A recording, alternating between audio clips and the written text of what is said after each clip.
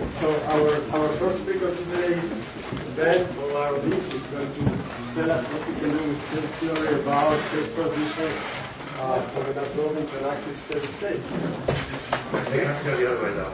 Oh, either way. Yeah, out of the absorbing state. That's sort of okay, so the topic today is active to absorbing state transitions. I'll explain what that is in a minute. I want to first start with two things that actually aren't in the lecture notes that you handed out. One of these was the last slide from the previous lecture, and I forgot I had it, so I didn't discuss it last time, which was we went through a few examples last lecture about how you can apply these field theory ideas to diffusion-limited reaction problems. But by no means was I giving you a complete representation of the literature. This is just a quick run through some of the other kinds of things people have done. Donnie was talking about cases where you have a particle source and you reach some kind of steady state. So that was actually one of the first attempts to apply RG to this problem. You get sort of scaling relations about how the density scales with the source current. Persistence calculations, I alluded to that a little bit yesterday, but the formalism that was based on basically what Martin Howard did and Oleg Zamoronsky with these B particles being tracers for where the A's, the traps, haven't visited. Well, you can study it a quite different way, and that's what Jack Carty did in this paper. Adding quenched random velocity fields, that clearly is going to change the diffusion, it's going to change the critical dimension. Does some interesting things, quench random potentials, site occupation restrictions. So COSEP and a lot of these kinds of models require site occupation restrictions to really have their interesting behavior. This formalism is started out with no site occupation restrictions. These operators allow you to build up any number of particles. So if you want to get the site occupation restriction, you got to find some way to put it back in. And so Leiden developed a formalism for it. It adds a little complication, but in some cases it helps quite a bit. Reversible reactions, they do, at the long term, what you would think, namely they go to equilibrium. But how do they go to equilibrium in the approach to that can be studied? Coupled reactions, that's a big category. So all that stuff I was talking about with the trapping reaction and reacting traps is just one example of many that you can cook up with coupled reactions. And there's a lot of phenomena to explore in there. And then last, and certainly not least, is a large category of non-equilibrium steady-state phase transitions, essentially, though there's a character to them that's not steady-state. And these are called active to absorbing state transitions. Before I go into that, I want to make one more digression, or make a digression. I've had a lot of discussions with people about the second lecture and the idea of doing these RG flows and some connections to the Wilson picture of RG, which people seem to have a lot of exposure to and some comfort level with. So I want to go back and put in something that probably should have been in that lecture to help explain how this RG equation that we derived really is completely, it's just a representation of the Wilson picture, if you will. So the idea is we want to calculate this density for some asymptotic length time. That's our goal, right? We were given parameters n naught, some initial densities, lambda naught, which we've chosen to rewrite in some way, but there's lambda naught buried in there. And that's what we'd like to know. So the Wilson picture would say, well, fine, integrate out some short distance degrees of freedom, which here doesn't, in that particular picture doesn't do much, just changes the capture radius, so to speak, and do a rescaling. And do it again. So we integrate out some degrees of freedom, do a rescaling. This time, integrating out the degrees of freedom makes that reaction already happen. We end up to here. The point is, what you're doing is comparing this system to this system, and these things that we were calling RG flows, you can kind of see intuitively. You can see that the initial density, every time I rescale, the initial density is going up. Right? So there it is. That's just the reference system you're trying to compare to through the Wilson RG is one that has a much larger initial density. You can see that the overall density is also going up. Right? Now reactions take out a few, the integrating out the short degrees of freedom, remove a few particles, but the leading effect when I rescale is that everything just gets more dense. And then finally, what makes the problem that you can get something useful out of this is that the coupling has competing effects. Well, if the reaction is effectively strengthening due to this kind of integrating out, giving you an extra reaction, and the reaction is weakening due to the rescaling, and so that's when this can flow to a fixed point. Okay. So this equation is really just encoding this picture in a certain way. That helps anyway. Okay. Now for the topic of today, active to absorbing state transitions. What are these things? Well, first of all, the absorbing state, if we think about our states alpha, that are all these possible configurations, and the absorbing state is one that there's rates that will take you in there, but there is no rate that will take you out. So that's the end of the story. If you get into that state, you're done. So the name sort of conveys that. In the reaction diffusion particle models that we've been talking about so far, there's one absorbing state, which is the one that's out of particles, right? It didn't have any particle creation terms in there, and so once you're out of particles, the absorbing state. A system can have one, two, more than two, or infinity of absorbing states. So one interesting question is whether that really matters for the kind of phenomena we're going to talk about. What's an active state? Well, okay, that's the way my son would define it, not an absorbing state, right? The opposite. That is to say, it's a state dynamically connected to all the other states, maybe. This is a little more loosely defined. It's often intended to mean essentially a non-equilibrium steady state. So you normally would not refer to the fact that I haven't run out of particles yet in the annihilation reaction, would not refer to that as an active state. You want to talk about something where you have essentially an equilibrium, well, not equilibrium, a steady state density. Okay. But it's not truly, completely a steady state because fluctuations might go and take you into the absorbing state. And that's dynamic. But that's really what's intended. And we'll see some examples in just a second. If we're going to get this non-equilibrium steady state, modulo the possibility of extinction, out of a reaction diffusion model, then we need to have some kind of birth or branching process. We need to have some source of particles to keep things coming in. All right. So the first and the sort of giant category in this field is directed percolation. So first of all, where does that name come from? Percolation, is some equilibrium thing. What are we talking about? This is a picture I lifted from Hannah Henriksen's wonderful review article, which I cited up there. Ordinary percolation, one model of it can be thought of as follows. You pick a site, and then you look at its four neighboring bonds, and the probability P at each one, independently, you choose whether to assign a bond or not. Then once you've assigned them, you look at those neighboring bonds, the probability P you assign. And you keep going like this and growing until you don't. Possibly, when P is small enough, you will always eventually die. And so you get a cluster of a certain size. When P reaches a critical value, you have a chance of this cluster growing to infinity. Okay? And that's the percolation transition. Ordinary percolation. Directed percolation, directed bond percolation, starts out with the same picture. The only point is, I don't consider adding a bond here or here. I only consider downstream. So I checked here, probability P decided not to, checked here, decided to. Did the same thing here, and I got one more. Did it here, I got two. Did it here, I got two. Did it here, I got one, and so on. Okay, so that's percolation, but it's directed downward. Where did the arrows come from? Or something. No. Do you decide how many arrows before you start? You decide which direction. It's clearly an anisotropic model. So you picked a special direction from the beginning that the model's defined with a.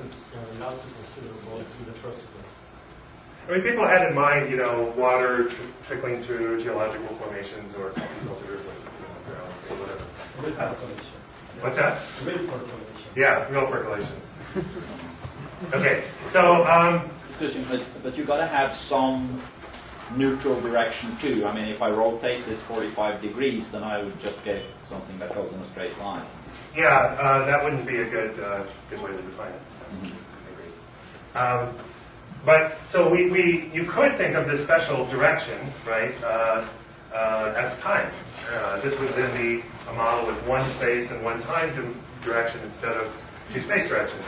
And that's mostly the way we think about it now. And so then these become dynamical update rules. And if you think about it, they basically are these rules. Let's see, what can happen? Here I had a particle, and it wasn't lucky enough to create any offspring, so it basically decayed. Right? Particle existed on this time step, and it was gone afterwards. Here I had a particle that split. Okay, it made two particles. So that's A plus A goes to, A goes to A plus A. But you can also have, if you look here were two particles, they hopped together and formed one. So that's A plus A goes to A. Okay? There's one more thing, which is that if one particle basically creates one particle, it must therefore hop left or right. So here were two hops to the right. Let's see. Here's one that hops to the right. So that is diffusion. Okay? Now in this model, those rates are all linked, right? They're all p in some function of p.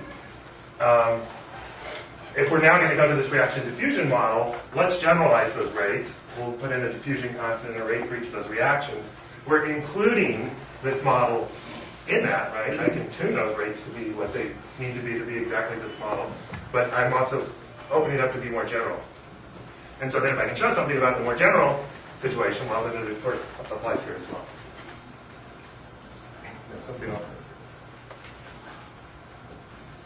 Oh well. This is the same picture you saw before in Nick Shaver's talk, also lifted from Hayek. So here is below, at, and above the critical percolation probability. And so if you're below it, in this case he started with a bunch of seeds, and they make it a little while, but they always die. Here he started with a single seed, it takes a little while, but it dies. When you're at the percolation transition, then it has a chance of living to infinity, and he seems to have picked ones that did, or at least lived to the other end of the box. When you're above PC, you can see that in fact you fill in pretty well, though there's interesting fluctuations, voids and things. Okay? Yes? So if you have P, does that fix the 4 rates in the previous slide, or are there multiple model, rates? yes. For this model, yes, but we're not going to limit ourselves to that. This is important.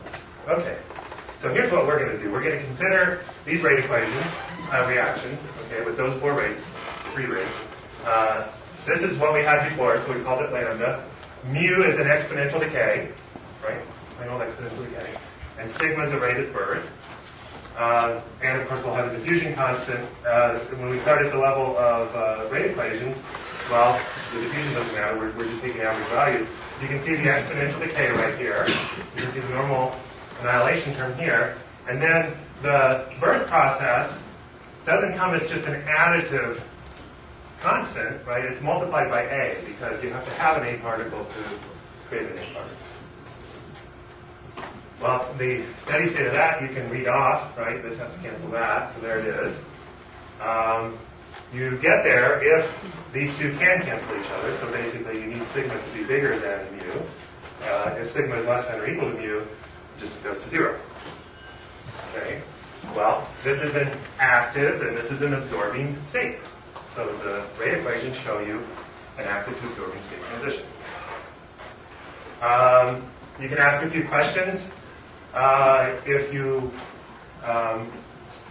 you're approaching the steady state, okay, so mu is greater, sigma is greater than mu, what's the rate of approach? And it's not hard to plug in here, and you're going to get essentially a first order equation. You linearize about this difference, and you get exponential decay. So you get there relatively quickly. Worth remembering though. So that actually persists. Once we put in all the fluctuations, when you're approaching the steady state, you approach it exponentially fast. If you're not right at critical point. That remains true with fluctuations. What about the case where you're right on the borderline? What if your birth and your pure decay are canceling at the rate equation level? Well, this term's gone, and we have the rate equation for A plus A goes to A. So at the rate equation level, we just predict 1 over T. To get exponential decay to the steady state, But once you've tuned your parameters to be right at the transition point, you get power law decay, namely 1 over T decay, to the absorbing state. Yeah. In your previous slide, you said there's a probability that the thing lives forever at the critical point. Mm-hmm. Is that true? Right at it, well, let's see. I mean, the probability is going from 0 up to something finite right at the critical point. Okay. Is that sufficient? Okay. What if we go one step more, one step away from rate equations to reaction diffusion equations? So I'm also going to make a little notational shift here. Let me back it up.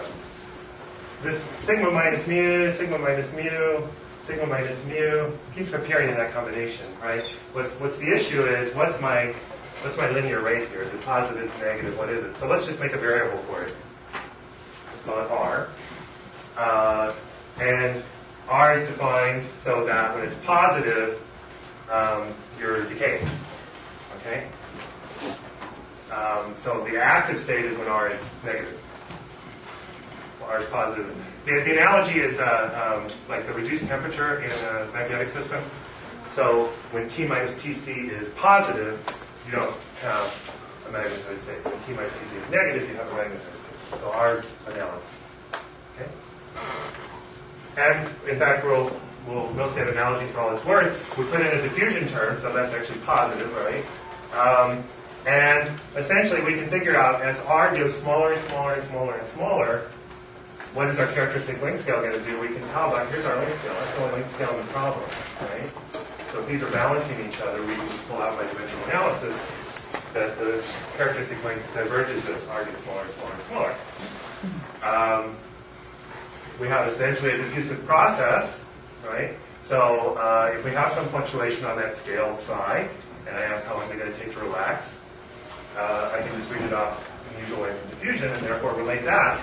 And of course, as the mode gets longer and longer wavelength, then it's also more and more sluggish. So I have a diverging relaxation time and diverging characteristic length as I approach the transition. So what we're going to do now is step back and define some critical exponents analogous to equilibrium critical phenomena. Let's start down at the bottom, actually. So we were just talking about pulling out how the correlation length and the relaxation time scale. So this is a conventional, even in critical phenomena, when you have a reduced temperature, we use the exponent mu to describe the divergence of the correlation length. So we're trying to make the analogy as complete as possible. That's what mu is here. Anchor that in. In all kinds of dynamic criticality, then we normally relate the characteristic time scale to the characteristic length scale by this exponent z. And I can go one more step and relate it back to R if I want, by plugging that in. Now, we talked about how if we're at the mean field anyway transition point, then we got a 1 over T decay. More generally, when you're at the actual critical point, you still get a power law decay. So you're approaching the absorbing state, but you don't approach it exponentially fast. You're approaching power law as a power law. And so that defines this exponent alpha. And meanwhile, if you're in the active state, so R is negative and negative R is positive, in the active state, you have some steady state density. But as you're tuning closer and closer and closer, then this thing is going to 0, has some power, and that defines state. And so we basically have gotten all of these exponents within mean field theory, right? Here's mu is a half and z is 2. That's right up there. And if I go back one slide, we had, where is it? Here's alpha is 1. And what was the other beta? Here's beta, right? That's R. So that's R to the 1. Okay, so those are those exponents. So far, so good? Just one remark, because the name has been showing up all the time. This is nothing but the Fisher-Kolmogorov technique. Yeah. I was going to make a remark a little later about DCs before, but yes. So you can take this equation and set it up so that you've got an absorbing state from x, that there's nothing from positive x, and you've got some active state over here, negative x, and you let the thing go in. That's exactly what I was talking about. these are not three independent exponents. There's a scaling relation between them, which you can, at least in a semi-hand-wavy way, derive. I should add, I've never actually worked in this field, okay? So this is, and I'm standing in front of a master, so I'm a little intimidated here. Let's see if I can do this. Okay, so if I have some, this thing isn't this.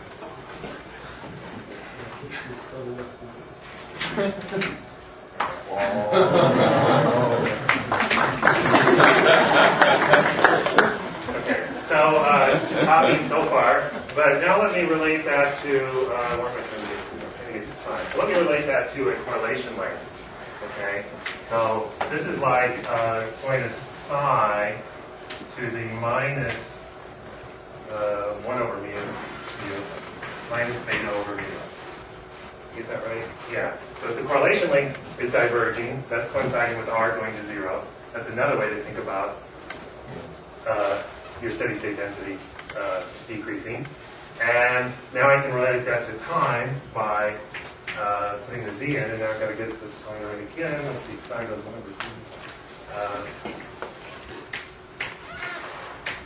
So basically what we get out of this is that alpha is beta over z mu.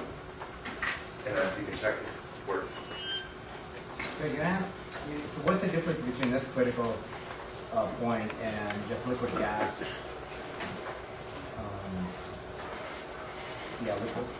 Well, like for 5-cube theory, model A for 5-cube theory. The difference from model A? Seems like it's the same, but you're not allowing the system to. Yeah, I mean, this would be a cube, I guess. Is the difference. No, 5-cube. Oh, 5-cube. Where you've got a. Yeah, but the 5-cubed is. I mean, the critical point in a liquid-gas coexistence is really still symmetric. You have to subtract off this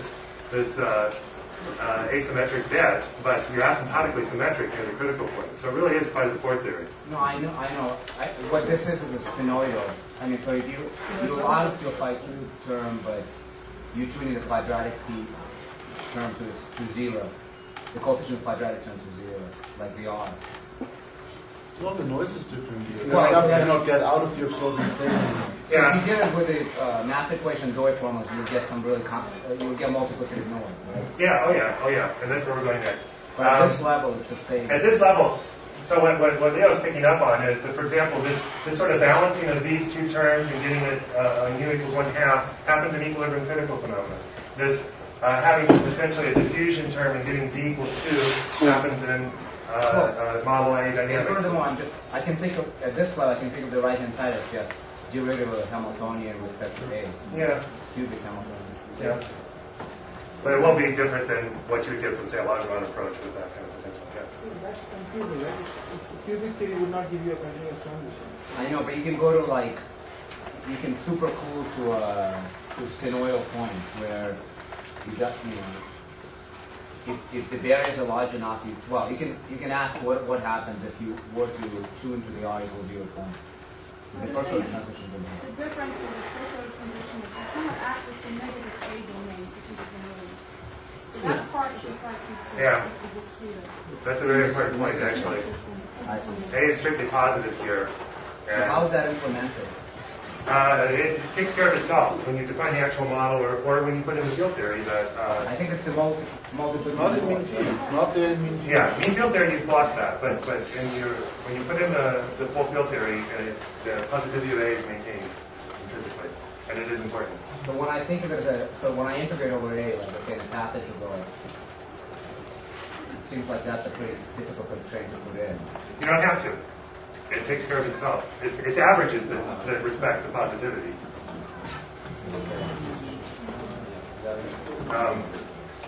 In fact, that's funny. Now you're my next slide. So let me just reiterate. So what this discussion is kind of touching on. Once you've made a few approximations, okay, a lot of things will start to look the same as each other, and that's fine. That's how we find connections, and that even says, in this case, that in higher dimensions, right, this may look similar to other models that have similar equations. But let's not forget that we actually have a starting point we've thrown away some of the information from to get to a reaction diffusion equation. So coming back to the directed percolation problem, and what we're going to see as the directed percolation universality class, it's important to understand how pervasive this is. So some time ago, Janssen and Grasberger came out with the directed percolation conjecture. And this was based on, well, I don't know what it's based on. Those are two very smart guys, so I'm sure there was a lot of keen insight behind it. What's that? Based on the analysis of several That's what I was going to get to, is to say they have huge numbers of examples, right? But so the question is, how general are those examples, right? When do we expect it to fail? When do we expect it to work? And so they came out with this. So what do we need? We need our model to display continuous phase transition from the active to the absorbing state. Our model has that. It's going to be characterized by a positive one component or order parameter. Okay?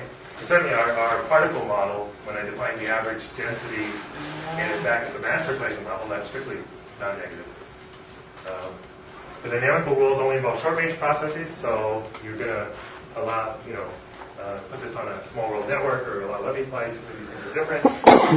And if you don't have extra symmetries or quench randomness, I'll come back to that.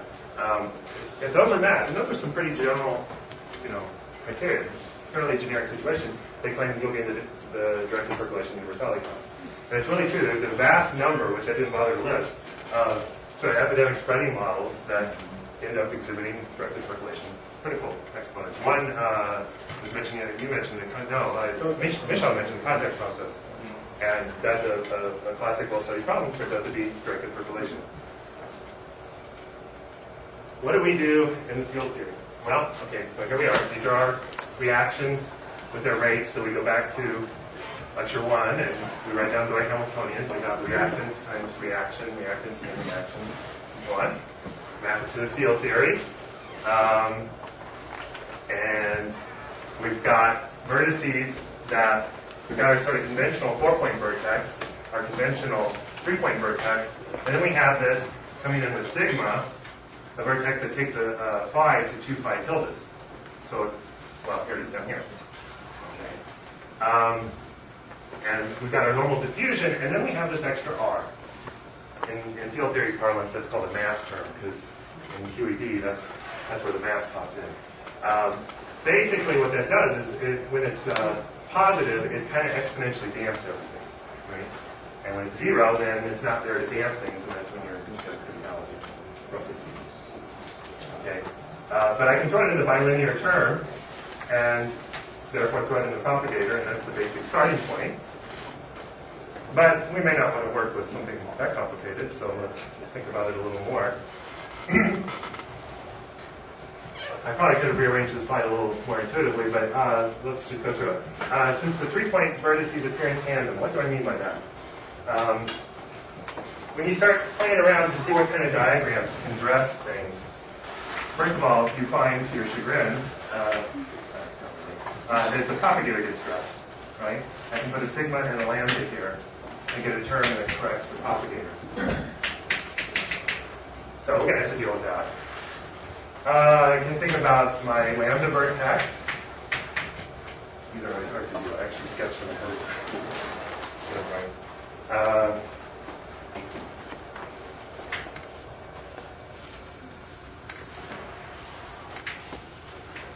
So here's a lambda, here's a lambda, here's a sigma. I've got my sigma vertex. This is the one with correction. A sigma vertex. And I can have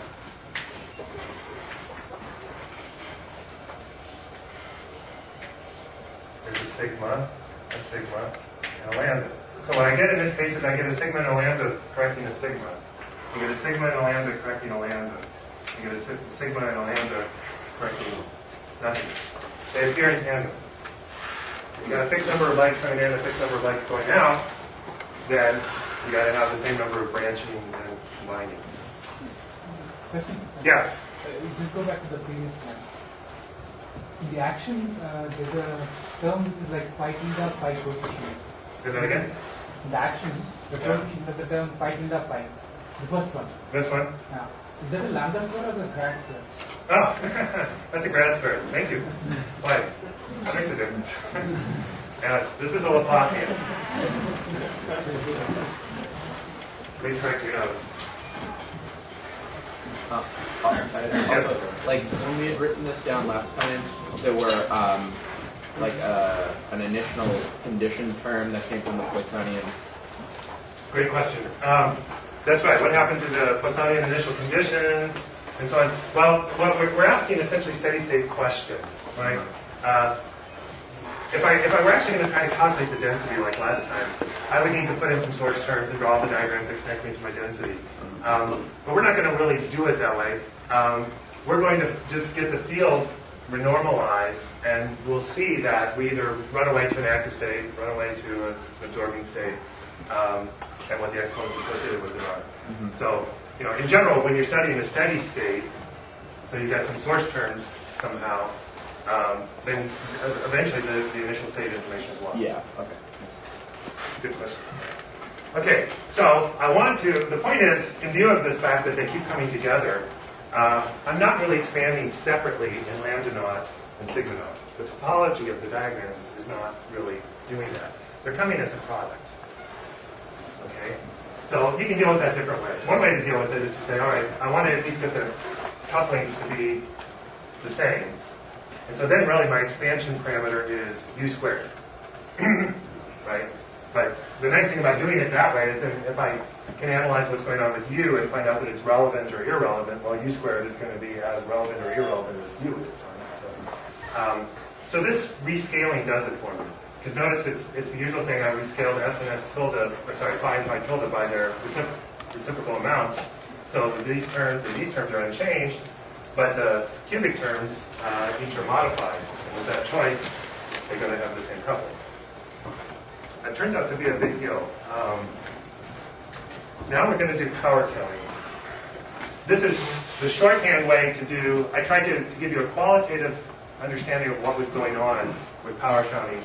When we looked at the vertex and the loop correction, and we talked about when is it IR divergent and when is it UV divergent and so on. And that's really what's going on. That's what really matters.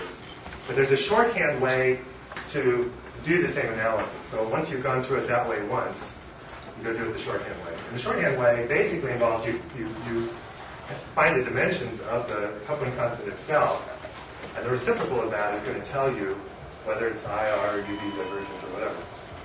Okay? And so if I put everything in terms of length scales, then I claim, now I've got to go back a slide to have sigma reappear. Let's go back. Sorry to do this again. Here's sigma. Phi tilde is essentially dimensionless. Phi has dimensions of a density, cancels with this, which is a volume. Okay? So what I get left is that a time times sigma needs to be dimensionless. Actions have to be dimensionless. The times are length squared. So there we are. Okay? And you do a similar analysis on lambda. Here you can see our critical dimension of 2 sitting there, right? The change of sign at 2. But if they're going to come in tandem, then what I did is actually alpha to z minus 4. My critical dimension is shifted to 4. Okay? By having these burden processes, you get something more like equilibrium phenomena where 4 is off the upper critical dimension. Now, at this point, I was going to mention the Fisher, et cetera, et cetera, et cetera. If you're in a parameter range where this is essentially in the active phase, but you have a special initial condition where you got the active phase going here for x goes to negative infinity, but you've got nothing for x goes to positive infinity, and then you let it go. Well, the active phase is, of course, going to go invade into the positive region, and that's exactly the difference that Johnny was talking about. And he was finding that the width couldn't be explained by mean field theory until you got up to 4 dimensions. And that's what this explains. Now, you do sometimes hope to see log corrections in the upper critical dimension, and that's why Uva asked, did you see logarithms? So, view that as an open question. But at this critical point, you can drop to the 40 term? That's the next step. Exactly. Leo's always a slide ahead of me. If we're going to be expanding about this critical point, remember what we argued before was that when d was greater than 2, these kinds of terms, which are the source of our multiplicative form and all that, are asymptotically irrelevant. So if I'm going to be expanding about 4 dimensions, I don't need to worry about that. And so I get down here, finally at the end of the day, to the field theory we're going to want to work with. And interestingly, this field theory was written down and studied extensively long before anybody was talking about directed percolation. Well, yeah, I would say it's fair. Long before anyone was talking about directed percolation. Particle physicists were studying this in the name of Reggian field theory. And I have to admit, I have no idea what they were doing with Reggian field theory. I don't know if you know. No, I don't want to comment on that. Because we're live. That's right. When you say the What's that? When you say the 4-point vertex is irrelevant, is it totally irrelevant or dangerous irrelevant? It is really totally irrelevant, although like Lewis says, if you want to dig down into some deep endpoint correlations or something, you can find its signature, or in some subleading term, you can find some signature of it. But if you're just analyzing sort of leading terms, it's completely irrelevant. It's not a dangerous irrelevant. For the stability of the action, it plays a role. Okay. So I at suppose any so. order You got of these signs, opposite signs here. At any order of perturbation theory, it doesn't play any role. But if you want to put it on a computer to simulate it, I think this action is pathological. Okay, that's good to know. Okay, so it's like if you have 5 to the 3 and 5 to the 4, you would say the 5 to the 3 dominates, and you may put the 5 to the 4 equals to 0. But of course, 5 to the 3 alone has to run away from large 5 when it's the wrong sign. Yeah, good point. Yeah, so this gets at it. Well, we can just, on this algebra equation, this is perfectly well defined, so I'm not understanding what you're saying. Yeah, I don't understand neither, but clearly if you put it in a fast integral, it's not bounded from below. Yeah. I see no, your you point. See that, right? I know that paradox, but if you put it on the fast integral, there is a problem. So what he's talking about, this S tilde here, squared, for example, comes in, no, that's the wrong one. This one is a positive term in the action, but it's e to the minus that. No, I have the right. So this is something that's going to, in some region of your S tilde integration, is going to give you an exponential to something that's divergent without a well-closed. And this stabilizes that. We don't need to have that value because you're never going to integrate over all right. this anyway. We're only going to do perturbation theory, but when you want to do something else with it, then you might need to put that term back in. But if you want to do something else, you'll have other terms anyway. You've expanded it on small s to begin with. I'm not going to get into that argument. Actually, I need to make a little more. All right. We're not going to go into the renormalization scheme in detail. It's actually a little more involved than the simple case that I presented, but you've actually seen pretty much all the concepts except one, and I'll try to give you a quick intro to that. One thing you find is that fluctuations, these loop corrections, force you to shift your R. What you thought was the critical point in the field theory isn't quite right. And that's kind of obvious from a physical point of view. Right? Fluctuations always enhance your chance of finding that absorbing state by accident. Right? So you're going to have to tune a little farther away from it to survive in the, I can't say thermodynamic, but in the large system size level. But meanwhile, because you have diagrams like this dressing the propagator, you have to do a lot more renormalization. You have to renormalize the fields, the diffusion constant, the true distance from the critical point, and the coupling U, or if you want to, U squared. This is the one that controls what's going on. This flows to an order epsilon fixed point. Epsilon is now 4 minus d. And that fixed point feeds back into the renormalization of these and sets their values. And I think I have enough time to just give you a bit of a flavor of how that works. Because I didn't have an anomalous dimension in the annihilation reaction to show you. But if you think back to our RG equation, we had terms like T naught, d by dt naught, and somewhere there was a beta log, beta gr, d by dgr. And now, what does it mean that I have to renormalize the diffusion constant? What it says is I've got to define some dr that is some renormalization factor times the bare diffusion constant. And that renormalization factor is to leading order 1, just like G0 and GR were equal to leading order. And then it includes diagrams, 1 plus, and then the diagrams that correct in the way we need for the diffusion renormalization. So then what I want to have in here is something like T0 d dr dt0 d by dr. Right? That's what the chain rule would tell me to put in there. Okay. Well, let's just work that out. I'm running out of the space that I can reach. Let me go up here. So if I calculate this, I can take the derivative, and it actually only acts on z. Right? D0 is just a constant. However, I defined my loop expansion, evaluated the normalization point, brings T0 dependence into z. And then by convention, we multiply this essentially by z over z. And so I can think of that as dr T0 d by d T0 of ln z. Okay? And we just give this a name. We call this zeta. And you can calculate it, right? Because z was defined in terms of some loop expansions, evaluated the normalization point. So it's got some T0 dependence. So you do the loop expansions, you take the derivatives. It's a lot like calculating a beta function. The difference is I'm not looking for this thing to flow to a fixed point, because what I find is this is a function of v, or u squared. So fine, it just flows where it flows.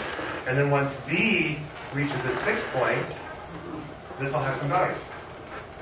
And that value is going to control the anomalous dimension, because these logarithmic derivatives in an RG equation are really pulling down the powers, right? When you take a derivative with respect to something and multiply by the variable again, what you've gotten is the power of that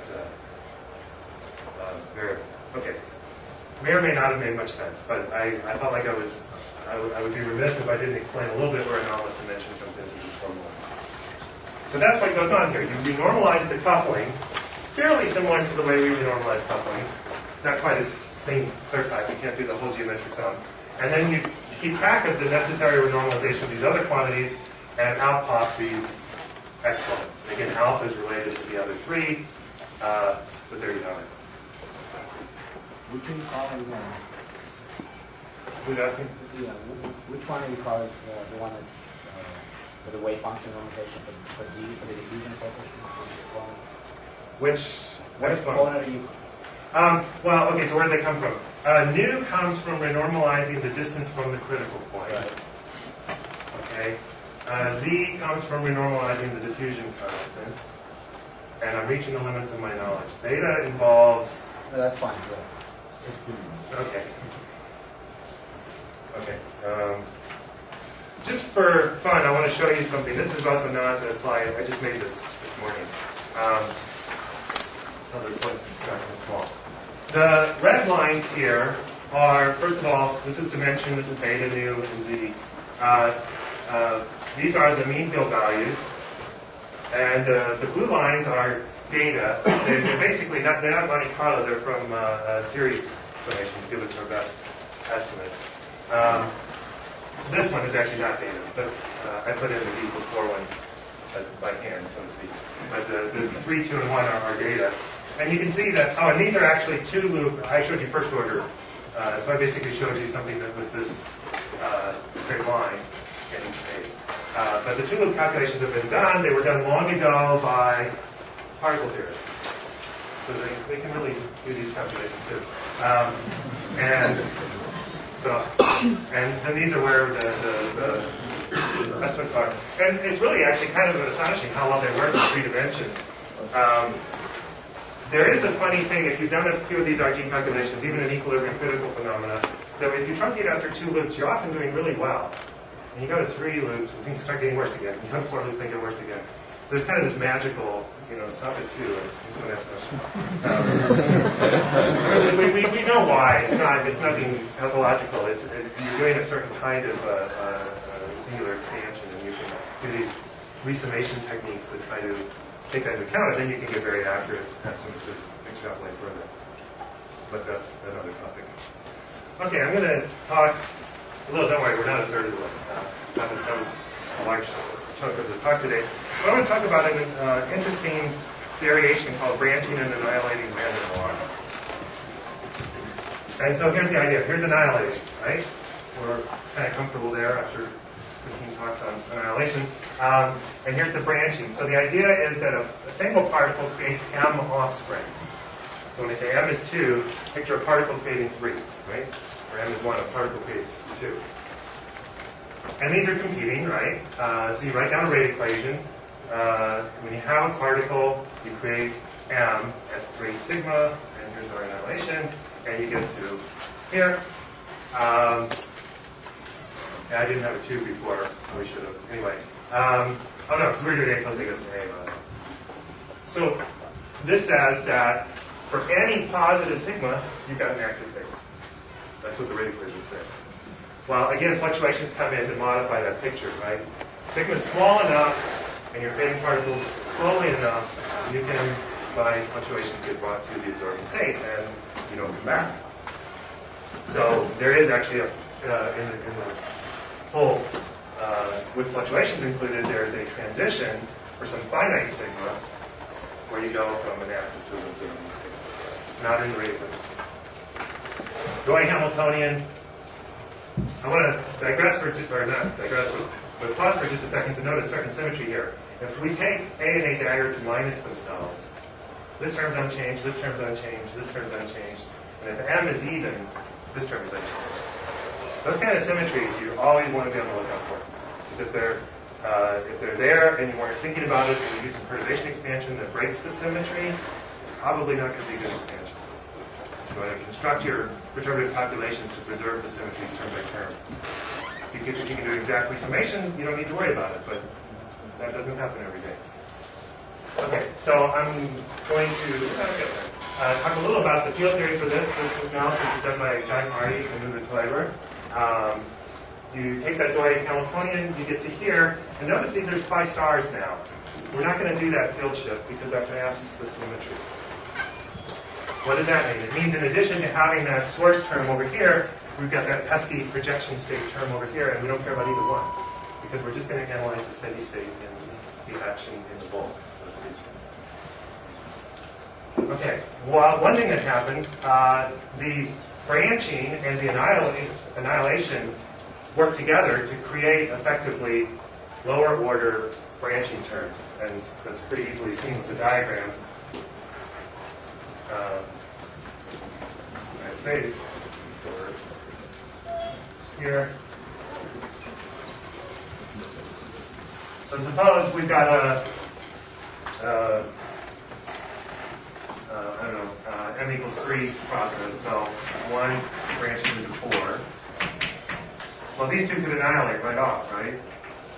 And that's effectively creating a m equals 1 process. So basically, if you create the m particles, the two of them, okay, yeah, I didn't know that. If you're creating m additional particles, but if you're annihilating quickly, then you have essentially created m minus 2 additional particles. So when you do the power counting on this, what you find is that essentially smaller m's dominate. So I should actually add minus 1 to here. Depending on whether m is even or odd, then essentially m equals 1 or m equals 2 is going to dominate. When m is odd, you also get an m equals minus 1. What does that mean? M equals minus 1.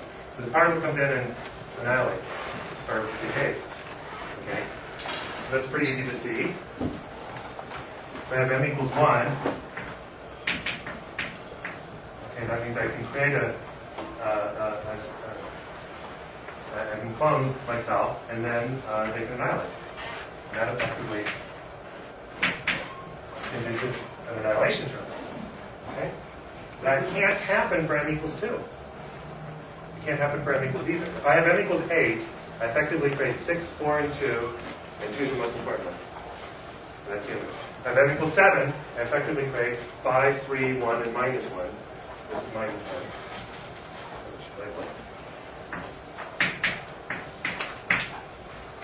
Okay, so that means I've got both the branching and the decay term. Let's think about the m equals odd case here. I have the annihilation, and the field flows to basically having the m equals 1 and m equals minus 1 case. Hey, that was our starting point for directed percolation. We just showed the branching annihilation random walk is in the directed percolation universality class. So I have an odd number of offspring. Provided that we can induce a strong enough decay to get us to the absorbing state. That's not a given. Right? You can induce the thing, it may not actually be strong enough to get rid of the particles for you. And what you can show in the perturbative RG is that that will happen if d is less than or equal to 2. I'm not familiar with this work, but maybe we're going to hear about that the non-perturbative renormalization group has evidence that even for above 2 dimensions you can get the active to absorbing transition. So if you don't have this strong enough, then you always have the active state. So the question is whether you can get to the absorbing. Yes? Yeah, so the reason you get rid of the initial transitions is because you're interested in the long time steady state, which shouldn't matter anyway. But so why is the projection state unimportant by the same line of reasoning, or? Fair question. Yes, but I have to think about that. I mean, one thing, there's a funny thing about the projection state. Since we normally got rid of it, we didn't worry about it. But I can actually push that projection state to any later time I want without changing the expectation values, which is kind of weird. But I think you can invoke something about that here to say that whatever effect it has, it's only going to affect something infinitely later than where I am.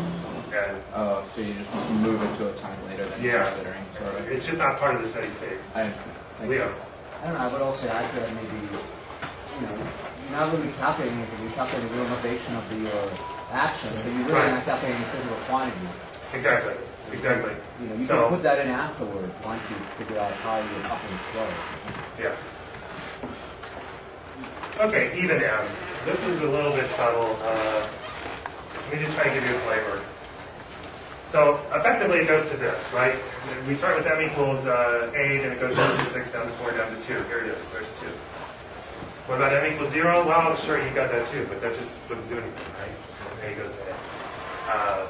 So this is the fundamental system, and we know what's going on. At least if you only have this, we know what's going on. Okay. So the question is, when you try to renormalize the branching rate, okay, what is the sign of this linear term? Think about our beta functions, right? When that linear term was positive, we flowed to 0. And when that linear term was negative, then we generally were stabilized by a quadratic term, and we got a fixed point. So let's just say we're above 2 dimensions. We're above 2 dimensions. We know what's going on here. We go to the so-called Gaussian fixed point. That's basically the coupling going to 0. Reaction diffusion equations are all. Those are all synonyms. And if you go to that, if you just assume you can do straightforward power counting, and you can get the y equals 2. That means it's positive, and that means you have a fixed point. So that says branching is relevant. You're going to have branching in your asymptotic state. You have an active phase. It's a mean field sort of active phase. Why do I worry about what's going on with GR when I analyze this? Well, because this y is essentially a function of GR. All right, what about when d is less than 2? Well, okay, then you can do a perturbative calculation where you put in the GR dependence, and you get this, and you see that this is negative as long as d is less than... it's higher. Yeah, I got it backwards. So it's negative for d greater than d prime. Sorry about that. Please fix your notes. And so that says, similarly, branching is relevant as long as d is greater than 4/3. We've got some active phase. It's now a slightly different kind of active phase because the annihilation part is not Gaussian. Like correlation functions wouldn't just be given by a Gaussian. It's something a little more complicated. But if d is less than 4/3, what the point is so far we haven't found an absorbing state. If d is less than 4/3, then the branching, depending on where you start sigma from, the branching can flow to 0 or to a fixed point. So you basically have an active absorbing state transition. And this is going to be a new universality class. This is not directed percolation. It generally goes now by the name of the parity conserving universality class. That symmetry that we showed that M equals even preserved is what's called parity conservation. The first study of this that I know of was Zhang and Ben Abraham back in '95. The field theory analysis, this is more of the Carnegie framework. But this is a real pain because it means our epsilon expansion, we're trying to expand about 2 and calculate things, and then something big happens at 4/3, and so we don't have epsilon expansion expressions for the exponents. But at least it makes sense that it's not directed percolation. Any questions on that? Yeah, Bryce.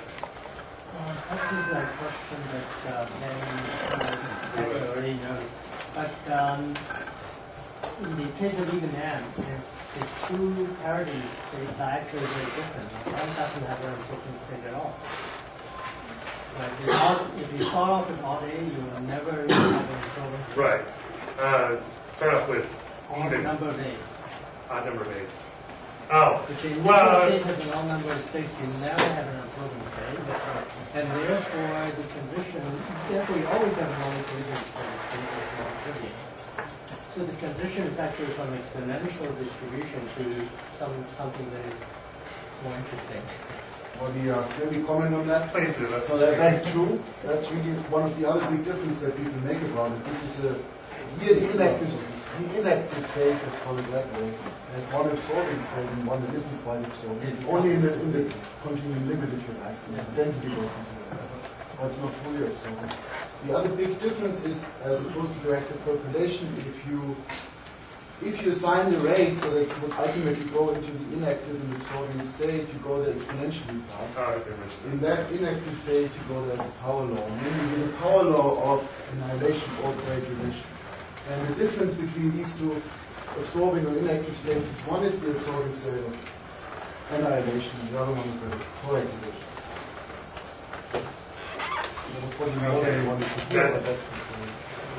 Let's step back one level of detail from that, because that's something I did want to present was, so remember back in the directed percolation we said that when you're decaying to the active phase that you decay with exponentially fast. And here, because you've got, you're essentially at the annihilation fixed point, then you actually have power law decay, which was just saying. And the power law decay can be further elaborated on. Yeah.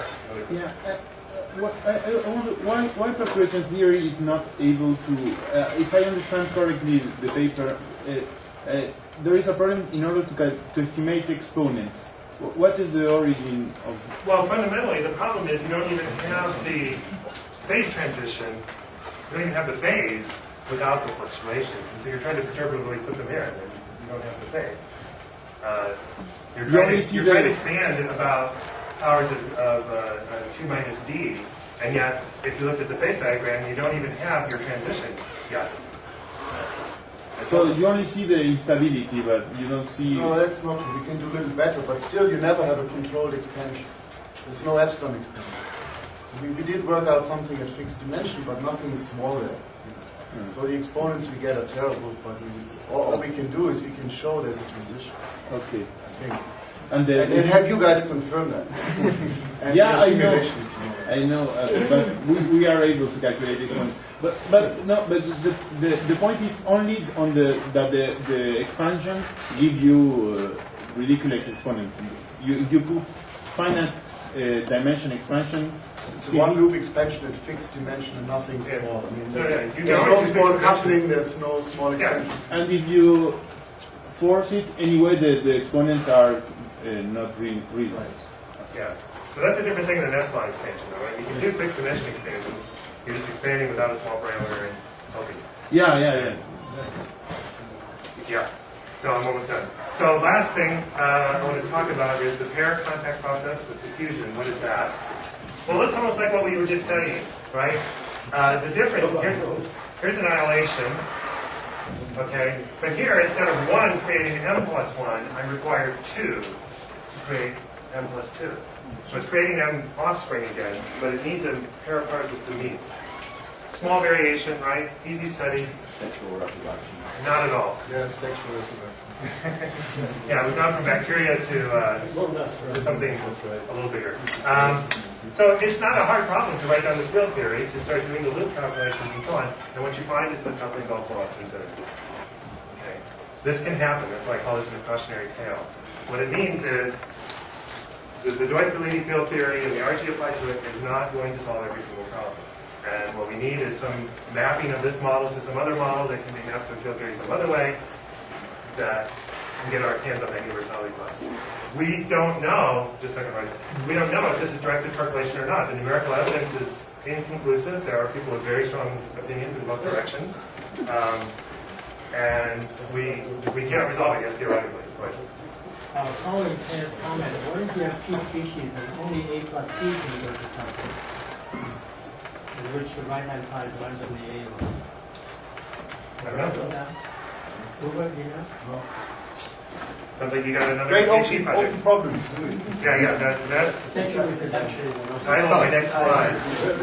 Okay, so We can't do the single species, let's do 2. okay, so that's basically it for what I wanted to cover. I just want to conclude by giving you a sense of where, this is mostly pulled from our review article, but what we, by brainstorming, came up with is open problems, and I'm sure there will be new problems emerging that we couldn't have imagined. We just run through these. The first one is in some ways an old problem, is very much an old problem. We know that Toussaint-Wilczek result holds for the equal initial density case for d less than 2. We can't calculate that. I can show that the set of diagrams that give me that result for d greater than 3 are still there and still give me the same result for d2 and less. So what I can't do is show that the other diagrams I'm neglecting are still irrelevant. So you're saying proving it's exact? Is that the point? Yeah. We're pretty sure that it is. I mean, pretty decent confirmation numerically. The branching and allying Renormalization, but then even. D equals 1 is a good dimension to work in for simulations and exact methods, and it's still pretty unclear what's going on. So that's this parity conserving universality class. Finding the right field theory for the pair contact process with diffusion. More generally, you might want to have a nice classification scheme. We have a pretty decent amount of classification scheme for equilibrium phenomena. I would say here it's not yet played out. There's a lot of different ways to get scale invariance. I was assigning a numerical project to an undergraduate and discovered another anomalous dimension that I wasn't expecting. Right? When the system is, when this classification scheme exists, that kind of surprise isn't going to happen again, right? So we're not there yet. This I referred to a little earlier. If you put in some kind of disorder in hopping rates or reaction rates, that seems to have a dramatic effect on directed percolation, and that's not well understood at all. And that would be something that we need to study. And then more generally, if you start with this Dwight-Bellini formalism, there's a whole lot of models that you can map to something, and this may have useful applications outside of the realm of the kinds of topics that I've been talking about, that is to say, outside of this direct studies of criticality. This may well also have uses elsewhere. So with that, I'd like to thank you for listening, and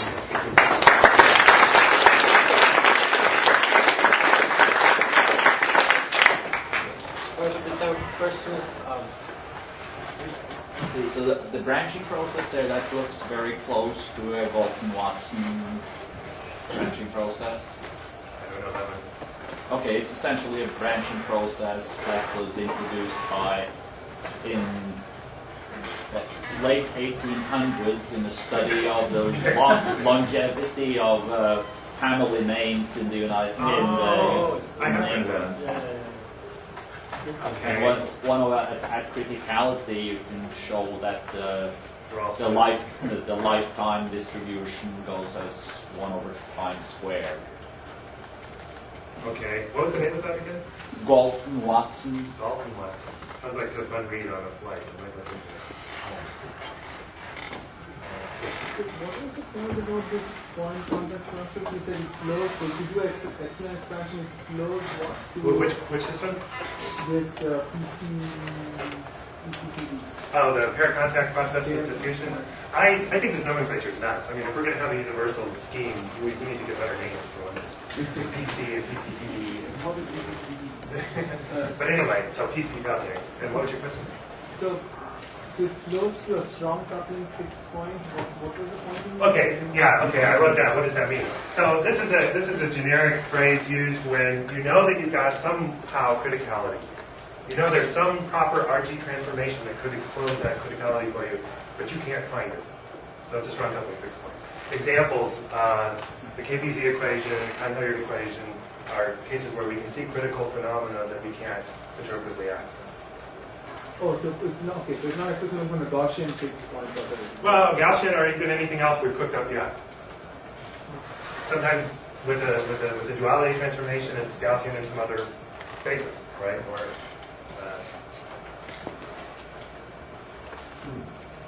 I think you mentioned that because the perturbation is singular, you sometimes sum over the first few terms and you get good results, and when you sum more terms, you diverge. And you mentioned there's a way resummation. Yeah, Borel resummation. Mm-hmm. Can you say more about that? Well, I'm no expert, but the basic argument is you make some assumptions about the kind of singularity that you have that's causing the problem, and then you can, a bit like Pade approximates, that's all analytic, but you can effectively take the coefficients you have consistent with that singularity and then pull out a function that you can extrapolate from to epsilon equals 1 to epsilon equals 2. And when you do that with, say, 4 loop expansions of equilibrium critical exponents, they come out pretty good down to d equals 2. I'm not aware, though, that anyone has tried that with these non-equilibrium systems. No, that would be... If you want to do that, that'd be fine. Yeah, I think... But you need high orders. Like I say, I don't think second order is going to do much for you. I think you need to get to about fourth order before those techniques have much predictive power. That's a slight problem. Sorry, I did not understand.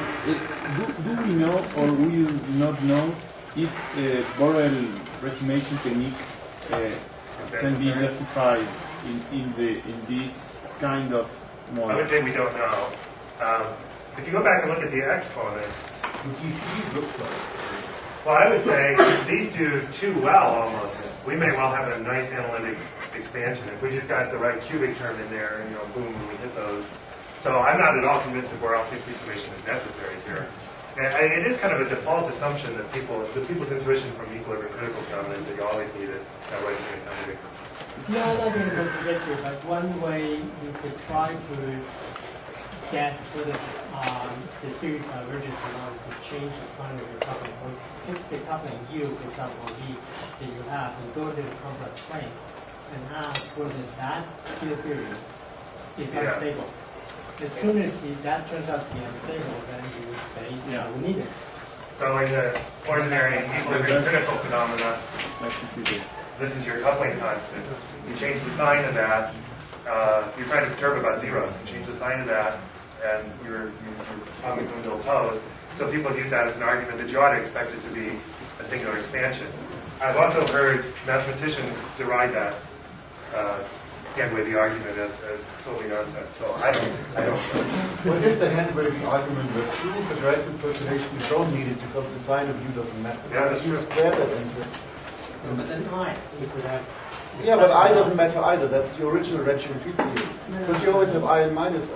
No, I'm saying that you have a theory as a function of U. Right. And you want to compute things as a function of U. And the complex plane will then be...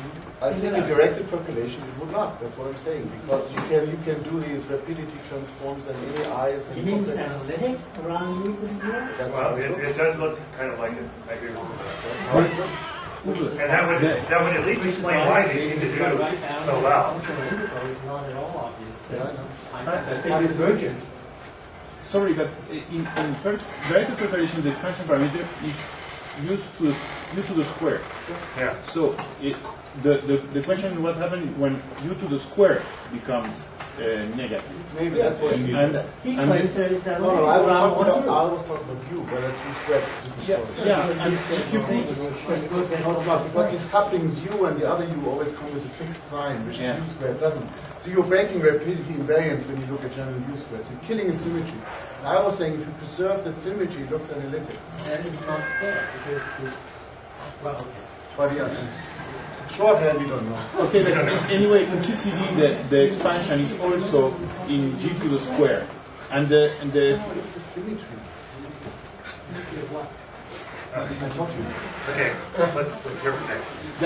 In many models where the interaction is 5 to the 3, the expansion is in fact into the coupling to the square. And the question of analyticity is not in terms of the coupling, but of the coupling to the square. So we should ask what happened in direct percolation when you change G to IG, not to minus G. And again, you have a problem of analysis. But is that preserving rapidity symmetry? Yeah, I think. We should look at I mean, I will say as a counter-argument that if you start with U real and you follow its RT flows, there's nothing complex in the problem to drive it complex. So I'm not sure. I think you may safely be able to stay on the real line. I have another question regarding PC. You say you never near Gaussian fixed point. No. You don't have a transition near the Gaussian fixed point. But But you are near for third dimension. You are near the pure annihilation fixed point that you control quite well. Although it's not quite well. So can you perform an expansion not in lambda? Leave lambda fixed, but expand only on sigma, because when sigma goes to 0, nearby for third, you should be able to have a perturbative expansion only on sigma, not around the Gaussian fixed point, but around the pure annihilation fixed point. This is clearly a question for it's been 10 years, right? But that is actually what he has on that slide. This is taking the annihilation fixed point and then just looking at corrections. That doesn't lead you very, very far, we found. What we thought was more useful to do an expansion in lambda, and for fixed lambda sum all sigmas, we could do that. Because the sigma only shows up in the propagator, you can sum over it and do it. That's what I could do at the time, but I could not extend it to 2-loop in fixed dimensions in that scheme. So I don't know, maybe something else does work, nothing that we could dream up with at the time. So. Because we see the fixed point, and it goes to the pure annihilation for third, and it branches to. So I was wondering, one perturbative people are not able to take not the expansion around the Gaussian, but around the pure annihilation, because I am not a perturbative guy, but those who know perturbation theory should be able. There is no way to organize this. No, I don't know if there's no way. I couldn't do it. It's not the same story. Okay. Although I think it's fair to say you and John Hardy couldn't do it. That's right. At that point, I'd start to become a little pessimistic. But actually, that's magic. I mean, you're saying this 4/3 survives because this is a one-loop result. And there's several indications it does, but it's totally magic if that's true.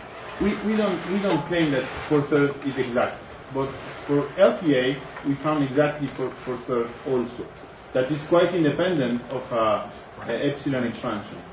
And what we know, our group, I didn't work on that subject, but those people have calculated in MPA, and they found exactly also the 4/3. I mean, you had this funny business too, that I wrote plus order epsilon squared here, but if you put in epsilon equals 1, all those corrections seem to be 0. They're not 0. That is, you computed an epsilon squared term, but whatever it is, it all conspires to go to 0 at epsilon equals 1. You can also play the game and do this kind of long range processes as we explained for A plus A to 0. And Martin Howard has done that. And the analog, I mean, there you can do things in epsilon, and the non-trivial ones is kind of power law sigma you have in your spreading. Oh, okay. And again, the one good thing seems to do it, but as far as I'm concerned, another open question. This is very much an open field as our discussion is revealing. So maybe we should leave the technical issues aside. Okay. Is there any other question? If not, well, we reconvene half an hour. Thank you then for a very wonderful discussion.